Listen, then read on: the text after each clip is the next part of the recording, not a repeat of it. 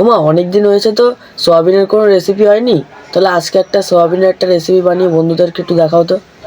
চল তাহলে আজকে নতুন একটা সোয়াবিনের রেসিপি বানাবো।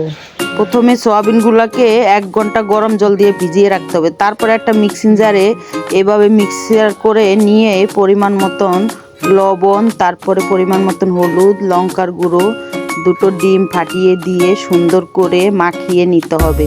তারপরে একটা ফ্রাই প্যানে এইভাবে সবগুলাকে তেল ব্রাশ করে দিয়ে এভাবে উল্টে দিতে হবে। উল্টে দিয়ে ওই পাশ হয়ে গেলে তারপরে সবগুলোকে এভাবে উল্টে আবার ভেজে নিতে হবে।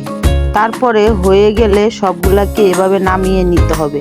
তারপরে একটা কড়াইতে কিছুটা তেল দিয়ে লঙ্কা জিরা ফোড়ন দিয়ে কিছুটা পেঁয়াজ কুচি দিয়ে ভেজে লঙ্কা দিয়ে পরিমাণ মতন লবণ দিয়ে ভাজতে হবে সুন্দর করে।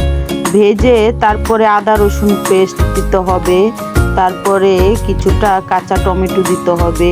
কিছুটা জল দিয়ে হলুদের গুঁড়ো, লঙ্কার গুঁড়ো, কাশ্মীরি লঙ্কার গুঁড়ো, ধনে জিরের গুঁড়ো দিয়ে তারপরে মিট মশলা, চিকেন মশলা দিয়ে সুন্দর করে কষাতে হবে। কষিয়ে আলুগুলাকে আগে থাকতে ভেজে রেখেছিলাম সেগুলাকে দিয়েও সুন্দর করে কষিয়ে জল দিয়ে ফুটে উঠলে তারপরে ওই সোয়াবিনগুলো দিতে হবে। দিয়ে সুন্দর করে কষিয়ে একটু ব্যালেন্সের জন্য চিনি দিয়ে গরম মশলা দিয়ে ধনে পাতা দিয়ে সুন্দর করে নামিয়ে পরিবেশন করতে হবে।